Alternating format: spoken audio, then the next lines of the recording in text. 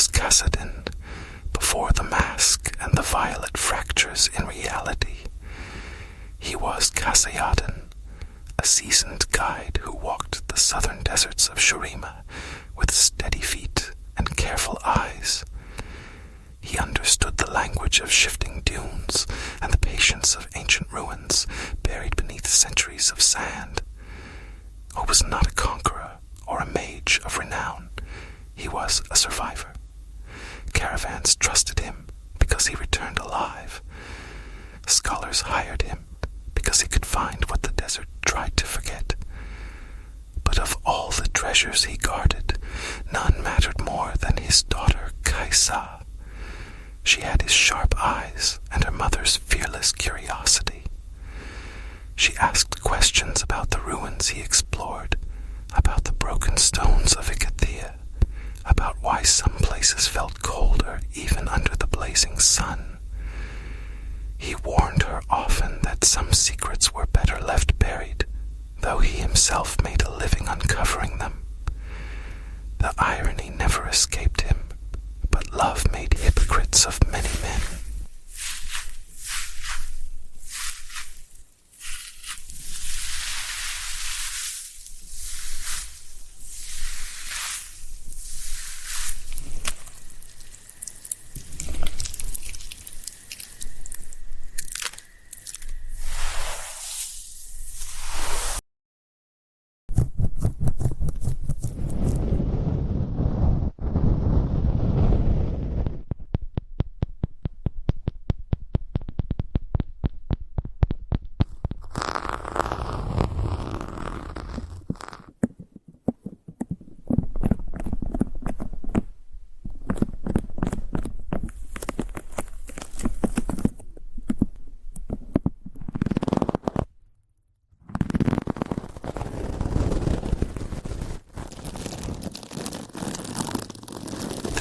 Earth opened, there had been no omen grand enough to justify what followed. The sky burned red with dusk, and the wind carried a dry stillness that pressed against the skin. Then the ground groaned. The sand sank inward in a perfect circle, collapsing into darkness so complete it seemed to swallow sound itself. Kassadin lunged for Kaisa as the earth tore apart beneath their home. His fingers brushed hers for the briefest heartbeat before she vanished into violet black abyss. Her scream echoed once, then silence returned as the sand sealed over the wound, as if nothing had happened. He dug until his hands split and bled. He searched for days, then weeks, chasing rumors of purple lights beneath the dunes. No body surfaced, no bones, no proof of death. And so he refused to mourn. Without proof, there was hope. Without a grave, there was purpose. Grief hardened into obsession. He began hunting knowledge with the same intensity he once hunted relics. In forbidden Icathian texts, he found references to Beljun, the void, not merely a force of destruction, but a dimension of hunger. He traveled north to exiled scholars who remembered the catastrophe that had consumed Ikathia centuries before. He bargained with rogue mages for wards against corruption. He allowed artificers to forge him armor from rare desert alloys, etched with protective glyphs. Tubes and filters sealed his breath from tainted air. A mask hid his face and the man he had once been. Finally, in a ritual that nearly ended his life, he allowed himself to be touched by void energy, just enough to understand its pulse. It burned through his veins like frozen fire. When he awoke, he felt fractures in the world around him, thin seams in reality that pulsed faintly like hidden wounds.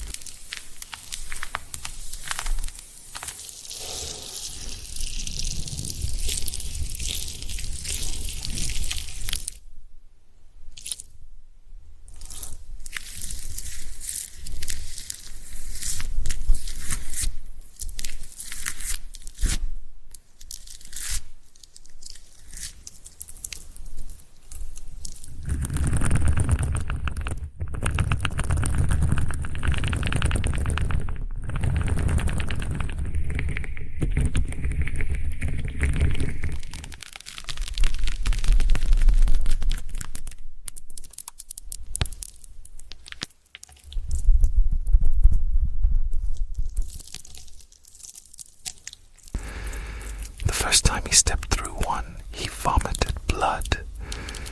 The second time, he screamed as space folded violently around him. The third time, he learned control. Kassadin faded. Kassadin was born. He hunted the creatures that crawled from beneath the sands near Ikathia, limbed horrors with sighting arms and eyeless heads that sensed life like heat in the air. In battle, he felt their minds brush his own, not wild and instinctive, but connected to something larger. The void was aware. It tasted his rage and grief and recognized them. It learned from them. Yet he pressed on, rift walking through fractures of space, blade flashing in violet arcs.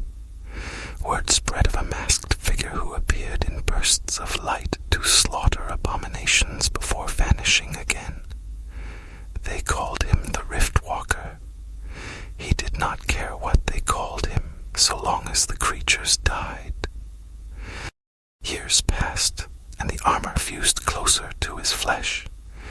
Removing it became painful. His eyes glowed faintly beneath the mask. The whispers began, soft at first, like distant wind, then clearer. They spoke not in language, but in comprehension. You are already touched. You walk between. You belong. He answered only with steel. Yet visions plagued him. The cities swallowed by violet tides, endless geometric skies, and always Kaisa alive somewhere in the dark. When he finally found her deep beneath Ikathia, she stood wrapped in living void armor that moved like a second skin. For a heartbeat, they did not recognize one another. Both had been remade. Both radiated corruption in different forms. When she spoke his name, it cut through every whisper.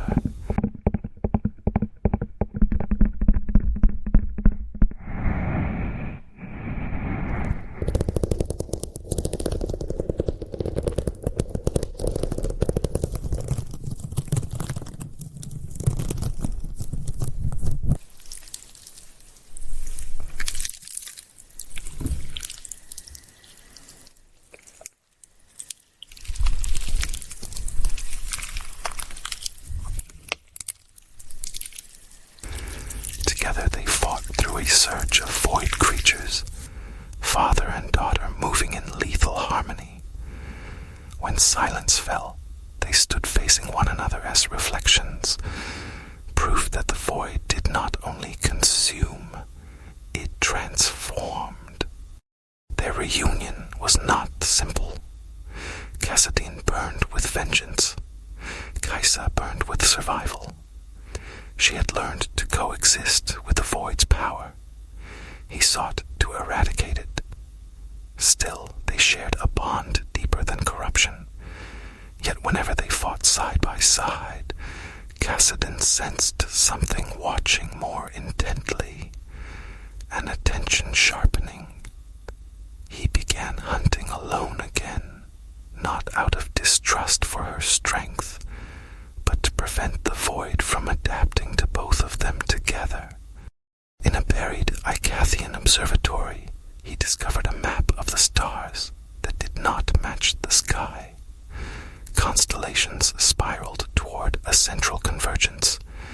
Entire sections were blacked out as if erased. He realized then that the void did not simply rise from beneath Runeterra. Ikathia had pierced the veil between worlds. The void extended beyond the heavens. When he encountered a stable rift that refused to close, he approached and felt resistance from the other side, as though a door were being held shut. A singular presence pressed into his mind, not a swarm of whispers, but a focused intelligence. Through the tear he glimpsed vast geometric structures suspended in endless violet infinity, ordered, constructed, deliberate. The void was not chaos, it was architecture. From that day forward, rift walking cost him more, sleep, memory. Sometimes Kaisa's face blurred in his mind. To preserve himself, he carved reminders inside his armor. Kaisa is real, the large ones think. Do not trust the stillness. He began to suspect that every step he took through fractured reality taught the void more about this world. He was weapon and specimen simultaneously.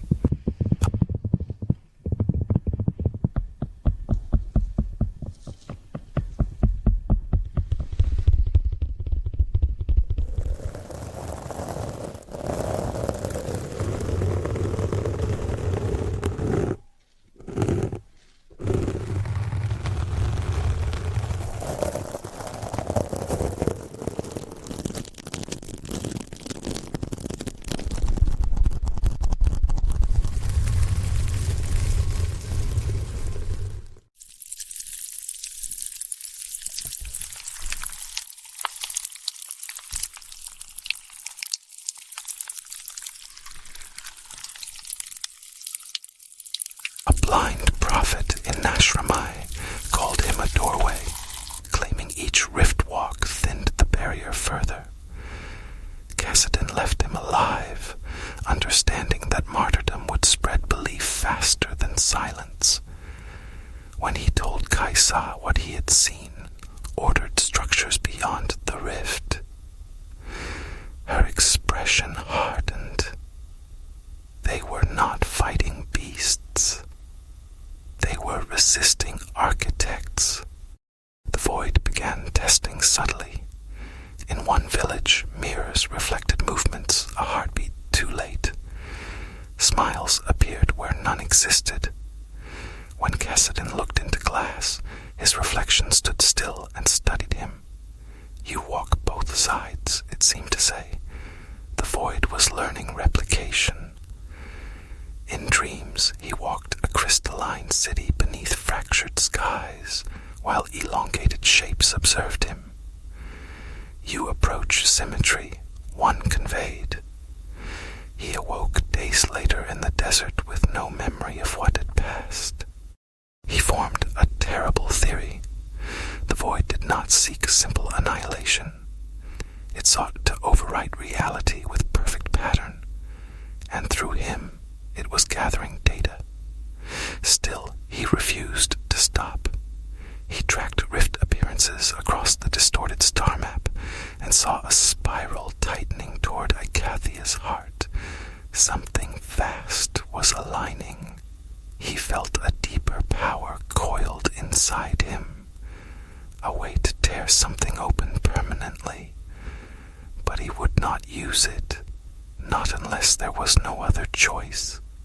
Far beyond mortal sight, in violet infinity, a pattern adjusted, resistance acknowledged, anomaly registered. Kassadin was not merely prey. He was variable. He was threshold. Yet he continues to walk.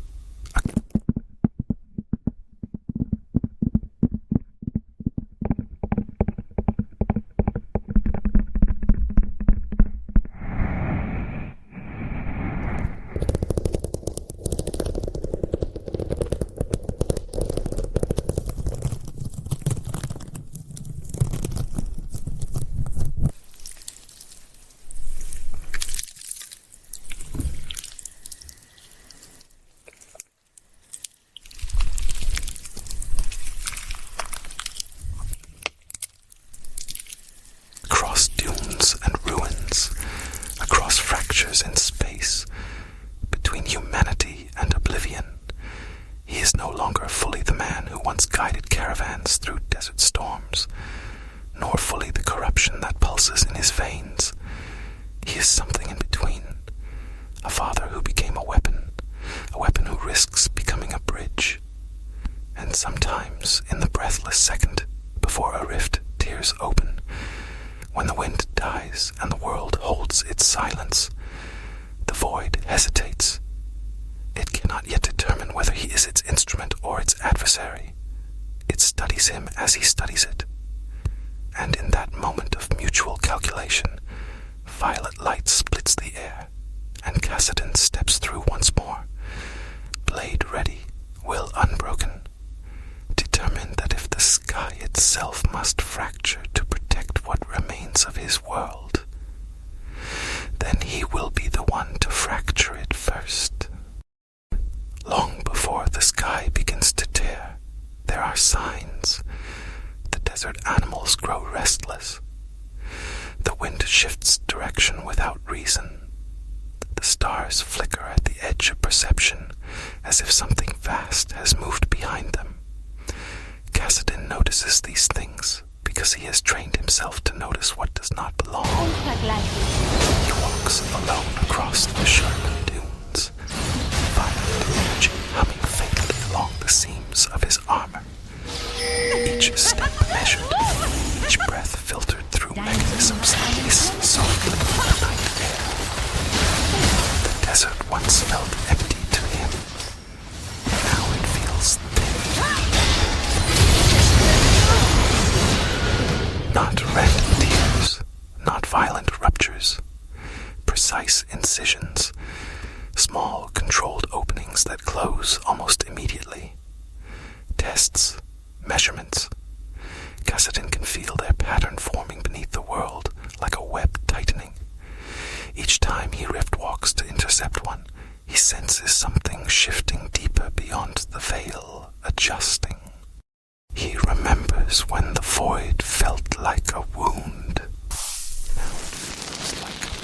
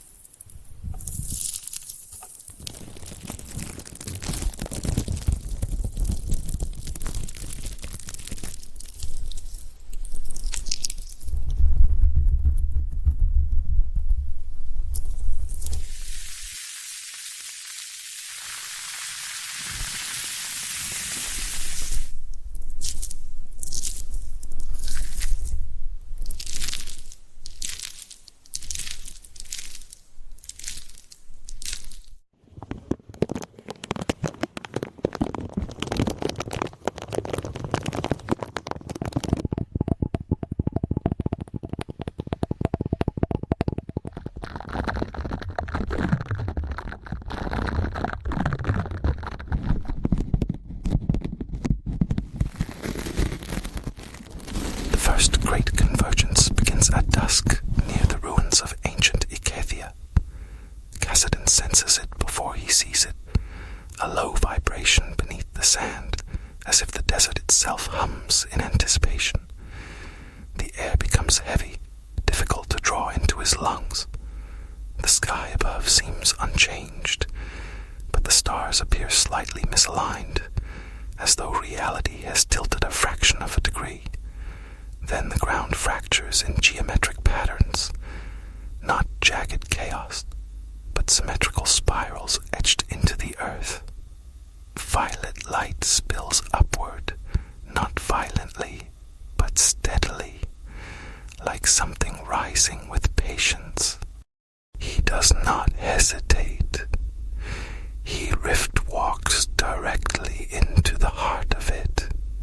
The world folds and snaps around him, depositing him at the epicenter of a forming breach. The rift is unlike the others.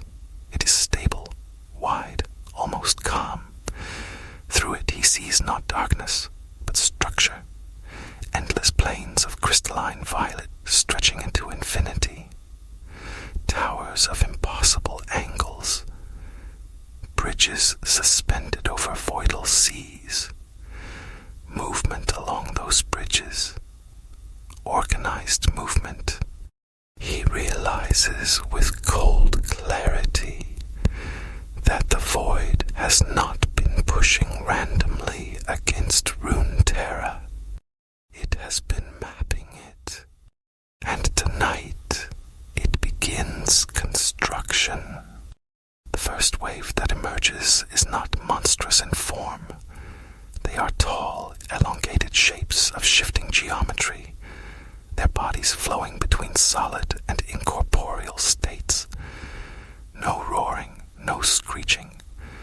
They move with purpose, spreading outward from the rift in perfect spacing, examining terrain, scanning structures, emitting pulses of energy that cause sand to crystallize into violet glass.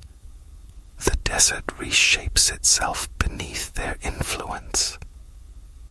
Kassadin attacks immediately, blade igniting with void-infused energy. He tears through the first of them, expecting resistance, but instead feels something else. Transmission.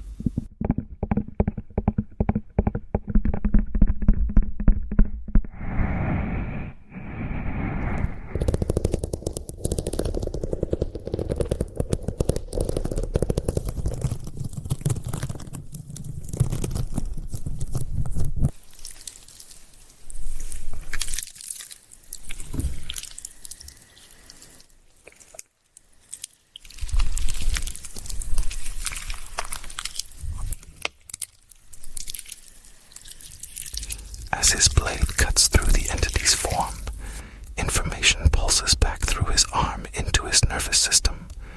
Coordinates, measurements, resistance levels. His armor flares violently as it absorbs the backlash. He staggers but continues, rift walking between targets, striking with ruthless efficiency. The entities fall, but not before each one releases a pulse upward into the rift. They are not fighting to win. They are collecting data. The rift expands. Above, the stars flicker again, this time visibly. Kassadin feels it then, a presence far greater than any he has encountered. Not a creature, not even a mind in the way mortals understand it. A networked consciousness, vast and distributed. It does not focus on him fully. It simply allocates attention. A fraction of infinite awareness shifts toward the anomaly disrupting its deployment. Toward him. You persist, the presence conveys. Not in words, but in inevitability. Kassadin drives his blade into the center of the rift's anchor point. Violet energy exploding outward. I endure, he answers through action. The desert trembles as more structures begin to form through the tear. Spires descend slowly from above, locking into geometric alignment with the ground. It is not invasion by force. It is colonization by design. The void does not rage. It builds. He understands the implication with horrifying clarity. The void does not intend to devour Runeterra in fire and chaos. It intends to override it.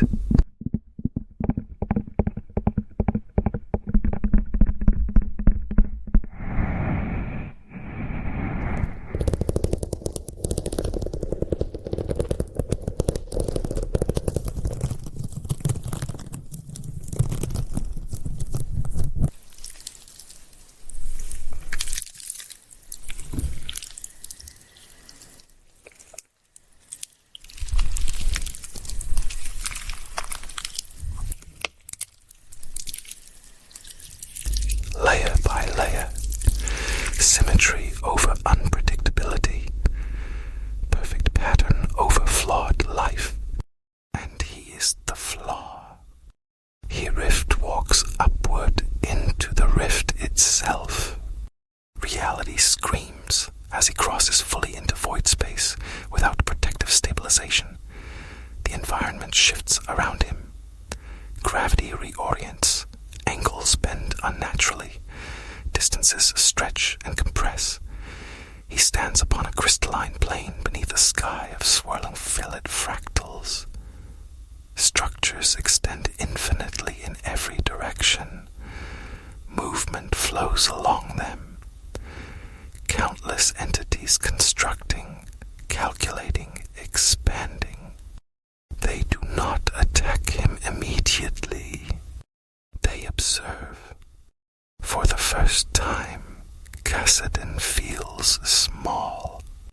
The presence coalesces before him, not physically, but through coordinated manifestation. Multiple geometric forms align, creating the impression of a singular towering shape. Its edges shimmer, unstable to mortal perception. You seek to prevent convergence, it conveys. Yes, you are already integrated. He feels it then, the resonance between his rift-walking ability and the fabric of this place. Every step he has taken between worlds has left a trace. Every tear he has opened has provided structural insight. He has been, unknowingly, a scout. Rage floods him, but beneath it lies something colder. Resolve. If I am integrated, he says through gritted breath, then I am also embedded. He channels everything. Every rift walk he has ever performed, every fracture memorized, every seam in reality mapped in his mind. Instead of opening a tear outward, he opens dozens inward. Micro-fractures ripple across the crystalline plane, destabilizing the local geometry. The void structures flicker, their perfect alignment disrupted. For the first time, the network's attention intensifies sharply.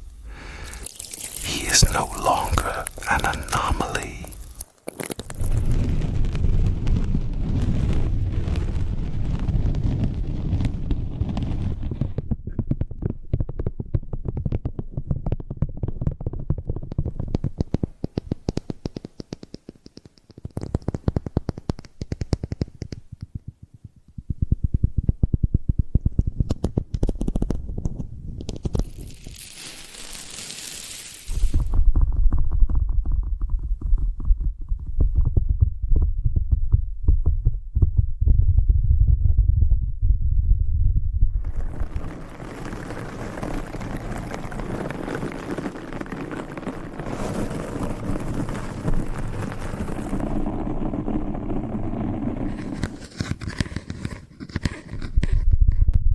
Is a threat.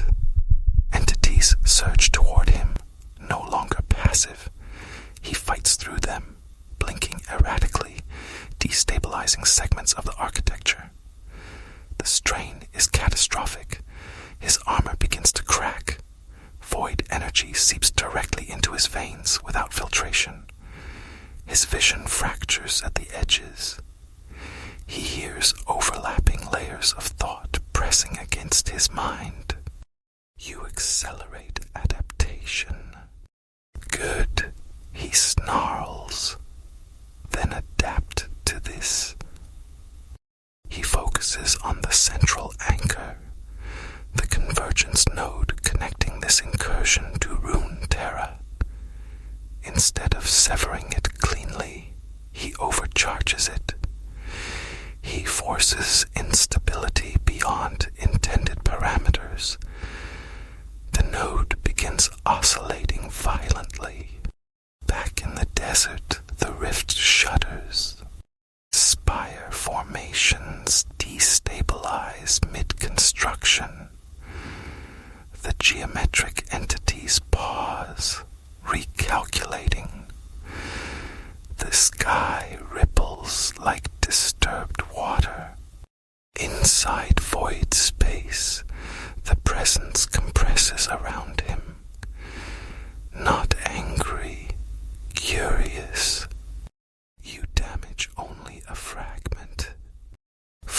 Moments are enough, he replies. The node collapses. Kassadin is hurled backward through rupturing layers of reality, slamming into the desert sands as the rift implodes behind him in a thunderclap of violet light. The forming structures shatter into dust-like particles that dissolve in the air. The stars above stabilize.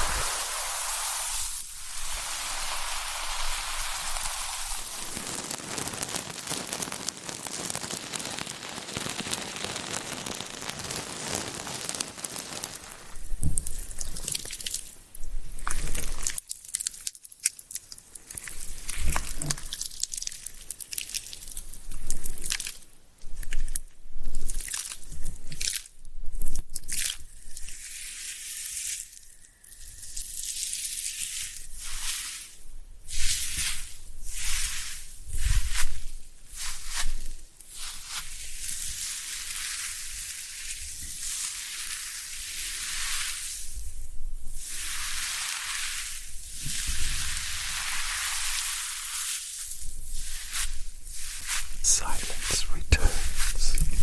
He lies motionless for a long time. When he finally forces himself upright, something has changed. The whispers are louder now, not chaotic, synchronized. The network has allocated more processing to him. He can feel it studying the method he used, recalculating future convergence strategies. He did not stop the void. He delayed a segment, and now it knows exactly how he did it. Kaisa finds him days later, kneeling at the epicenter of the scorched spiral. She says nothing at first, simply examining the crystallized sand around him. "You went inside," she states quietly. "Yes." "You can't keep doing that." "I can." "For how long?"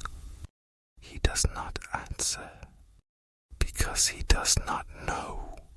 Far beyond the stars, within violet infinity, adjustments propagate across vast structured networks. Convergence models update.